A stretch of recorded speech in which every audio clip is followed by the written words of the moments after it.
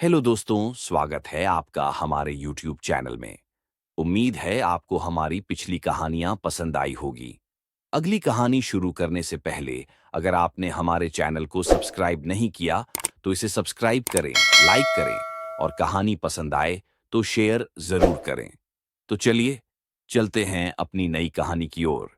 हमारी आज की कहानी आकाश की है, जो पेशे से एक लेखक है और हमेशा से अनोखी और डरावनी कहानी लिखने का शौकीन रहा है। वो पुरानी और अजीब गरीब किताबों का कलेक्शन करने का जुनून रखता था। उसने हमेशा से महसूस किया कि पुराने समय की किताबों में एक खास किस्म का आकर्षण होता है, जिसमें कुछ छिपे हुए रहस्य होते हैं। एक दिन वह एक पुरानी किताब की दुकान में गया, जो शहर के पुराने हिस्से में थी। इस दुकान में जाने का कारण उसकी जिज्ञासा थी, क्योंकि उसने इस दुकान के बारे में कई रहस्यमयी बातें सुनी थीं।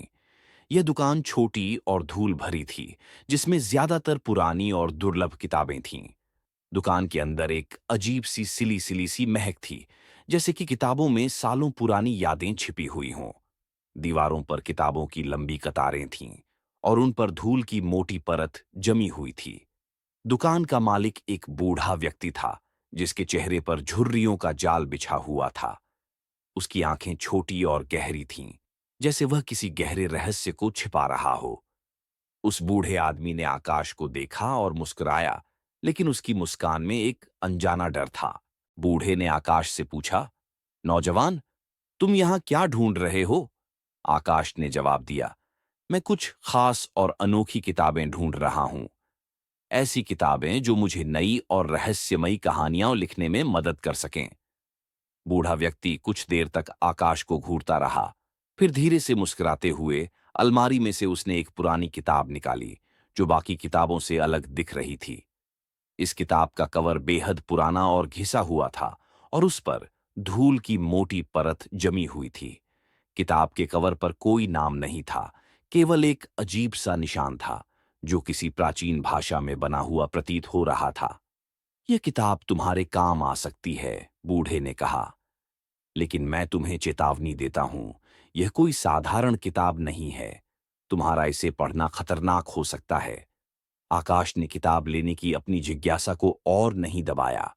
उसने उसे खरीद लिया और घर की ओर चल पड़ा, बिना बूढ़े की चेतावनी पर ध्यान दिए। घर पहुंचने के बाद आकाश ने किताब को ध्यान से देखा। किताब के पहले पन्ने पर लिखा था, इस किताब की कहानियां पढ़ने वाले को कभी न कभी इनमें से एक कहानी का अनुभव करना पड़ेगा। यह वाक्य आकाश के दिमाग में गूंजने लगा। उसने इसे केवल एक कहानी का हिस्सा मानकर नजरअंदाज कर दिया और किताब पढ़नी शुरू की। किताब की पहली कहानी का शीर्षक था, दरवाजे के बाहर का रहस्य। यह कहानी एक व्यक्ति के बारे में थी, जिसने आधी रात को अपने घर के बाहर किसी की आहट सुनी थी। हर रात जैसे ही वह सोने जाता, उसे दरवाजे के बाहर किसी के चलने की आवाज आती। कहानी बहुत ही डरावनी थी और आकाश इसे पढ़ते हुए खुद को उस व्यक्ति की जगह पर महसूस कर रहा था। लेकिन कहानी खत्म होते ही आकाश को अपने घर के बाहर भी किसी की आहट सुनाई देने लगी। उसने खिड़की से बाहर देखा, लेकिन कुछ नहीं दिखा। उसने इसे सिर्फ अपनी कल्पना समझकर नजरअंदाज कर दिया और सोने की कोशिश की। लेकिन आहट बार बार सुनाई देने लगी, जैसे कि कोई दरवाजे के बाहर टहल रहा हो। अगली रात जब आकाश सोने की तैयारी कर रहा था, उसे फिर से दरवाजे के बाहर वही आहट सुनाई दी। इस बार वह आवाज और भी तेज और स्पष्ट थी, जैसे कि कोई दरवाजे के बिल्कुल पास आकर चल रहा हो। आकाश का दिल तेजी से धड़कने लगा। उसने हिम्मत करके दरवाजा खोला, लेकिन बाहर कोई नहीं था। जैसे ही वह दरवाजा बंद करके वापस मुड़ा, उसे लगा कि उसके कमरे के अंदर कोई है। उसने चारों तरफ देखा, लेकिन कुछ नहीं था, परंतु हवा में एक अजीब सी ठंडक और भारीपन था, जैसे कोई अदृश्य शक्ति वहां मौजूद हो। आकाश ने खुद को समझाया कि यह सब उसके मन का भ्रम है और उसे इन चीजों पर ध्यान नहीं देना चाहिए। लेकिन जब यह घटना लगातार 3 रातों तक हुई, तो आकाश को सच में डर लगने लगा। उसे समझ में आने लगा कि यह कोई सामान्य घटना नहीं है। तीसरी रात के बाद आकाश ने तय किया कि वह इस किताब को और नहीं पढ़ेगा, लेकिन उसे चैन नहीं आ रहा था। उसकी जिज्ञासा उसे किताब की ओर खींचने लगी। वह सोचने लगा कि क्या दूसरी कहानी भी इतनी ही डरावनी होगी। क्या वह भी किसी और रहस्य को उजागर करेगी? आखिरकार आकाश ने अपनी जिज्ञासा के आगे हार मान ली और दूसरी कहानी पढ़नी शुरू कर दी। दूसरी कहानी का शीर्षक था शीशे में छुपा रहस्य। इस कहानी में एक लड़की का जिक्र था जिसे एक पुराना शीशा मिलता है और वह शीशा धीरे धीरे उसकी जिंदगी को तबाह करने लगता है। जैसे जैसे वह कहानी पढ़ता गया, उसे महसूस होने लगा कि वह इस कहानी में और गहराई से डूबता जा रहा है। कहानी की हर घटना उसके दिमाग में छपने लगी और वह खुद को उस लड़की की जगह पर महसूस करने लगा। कहानी खत्म होते ही आकाश ने अपने कमरे के शीशे में कुछ अजीब देखा। वह शीशे के करीब गया और ध्यान से देखा। अचानक उसे लगा कि शीशे में कोई दूसरी छवि उभर रही है। वह छवि बेहद डरावनी थी, जैसे किसी ने उसे चीखते हुए पकड़ा हो। आकाश को अपनी आंखों पर विश्वास नहीं हो रहा था। उसने शीशे को छूकर देखा, लेकिन शीशे में वही डरावनी छवि बनी रही। उसे लगा कि शायद वह कुछ ज्यादा ही सोच रहा है और उसने शीशे को कपड़े से ढक दिया। लेकिन जैसे ही उसने कपड़ा डाला, उसे महसूस हुआ कि कोई उसके पीछे खड़ा है। उसने अचानक पलटकर देखा, लेकिन वहां कोई नहीं था। आकाश को अब समझ में आने लगा कि यह किताब सच में शापित है। वह जितनी कहानियां पढ़ रहा था, वे सब उसकी जिंदगी में घटित हो रही थीं। अब तक आकाश समझ चुका था कि इस किताब में कुछ गड़बड़ है। उसने किताब के बाकी पन्नों को पलटना शुरू किया, लेकिन वह कुछ भी नहीं समझ पा रहा था। किताब के बीच बीच में कुछ अजीब सी भाषा में लिखा हुआ था, जिसे वह पढ़ नहीं पा रहा था। आखिरकार आकाश ने उस पुरानी किताब की दुकान के बूढ़े मालिक के पास जाने का फैसला किया। जब वह दुकान पर पहुंचा, तो उसने देखा कि दुकान बंद थी। उसने दरवाजा खटखटाया, लेकिन कोई जवाब नहीं मिला। फिर उसने खिड़की से अंदर झांका, लेकिन अंदर कोई नहीं था।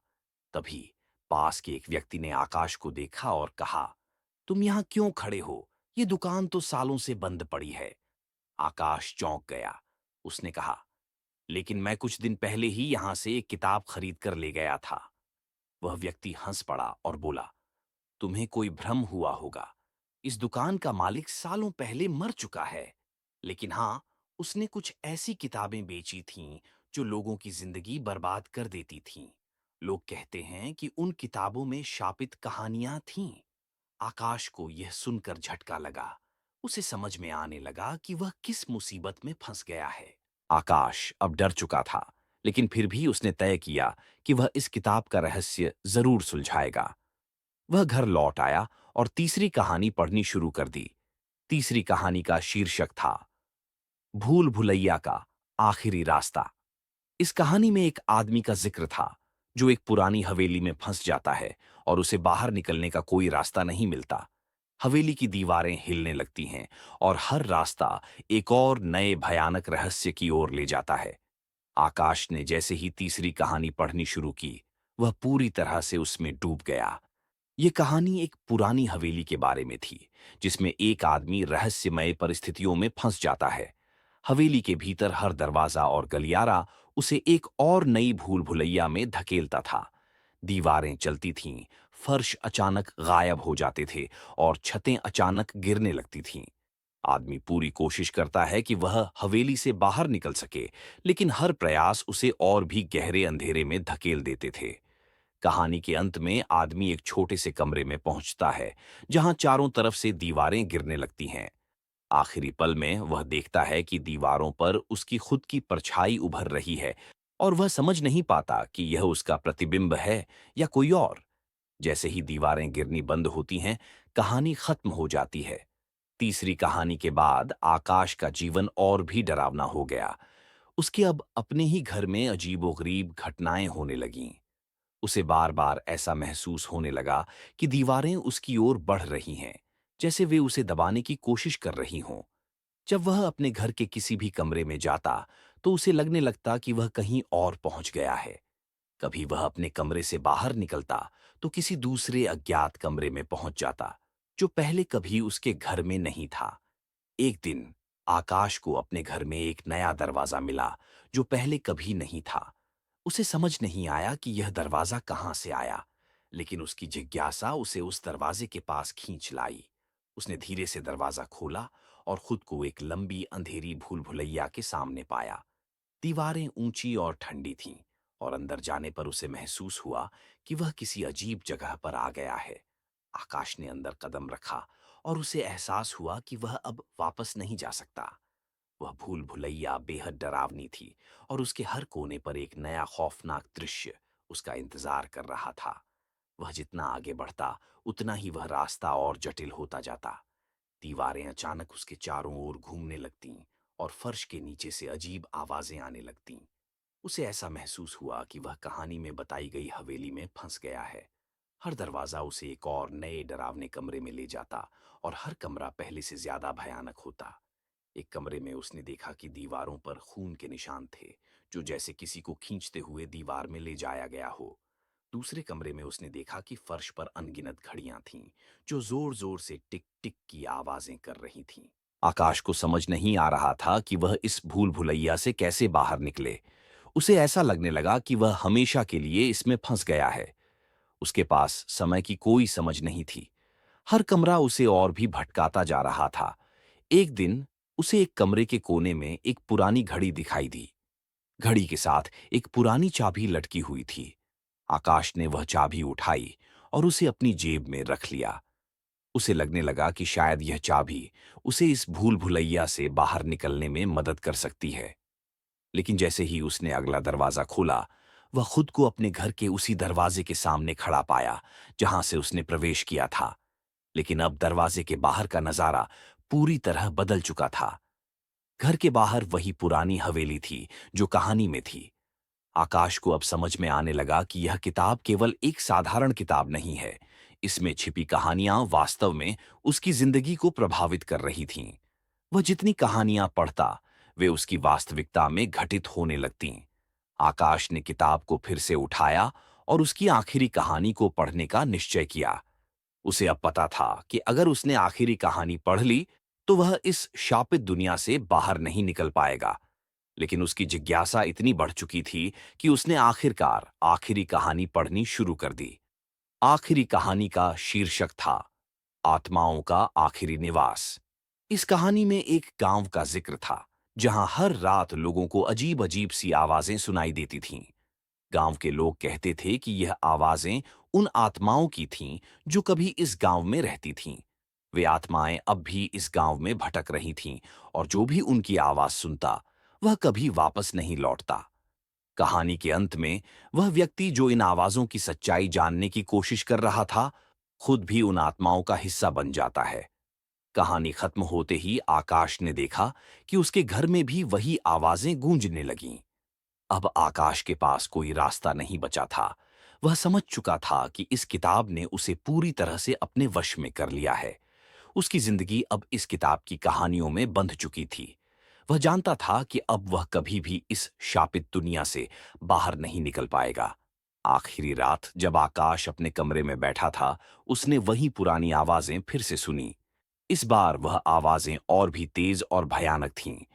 उसने अपनी खिड़की से बाहर देखा तो उसे एक अजीब सी परछाई दिखी, जो धीरे धीरे उसकी ओर बढ़ रही थी। वह परछाई उसके घर में घुस गई और उसके सामने खड़ी हो गई। आकाश ने देखा कि वह कोई और नहीं, बल्कि वह खुद था। उसका खुद की आत्मा उसके सामने खड़ी थी, लेकिन उसकी आंखों में एक अजीब सी खालीपन था। आकाश अब समझ गया कि उसकी जिंदगी का अंत आ चुका है। वह समझ गया कि इस किताब ने उसे पूरी तरह से निगल लिया है और अब वह कभी भी वापस नहीं लौट पाएगा। अगली सुबह जब आकाश के घर वाले उसके घर आए, तो उन्होंने देखा कि आकाश गायब हो चुका था। उसके कमरे में केवल वही पुरानी किताब पड़ी थी, जो अब पूरी तरह से खाली थी। किताब के सभी पन्ने सफेद हो चुके थे और उन पर कुछ भी नहीं लिखा था। लोगों ने बहुत कोशिश की, लेकिन आकाश का कोई पता नहीं चला। उसकी कहानी भी उसी किताब की एक और रहस्यमय कहानी बन चुकी थी। कहते हैं कि जो भी उस किताब को पढ़ेगा, वह भी कभी वापस नहीं लौटेगा।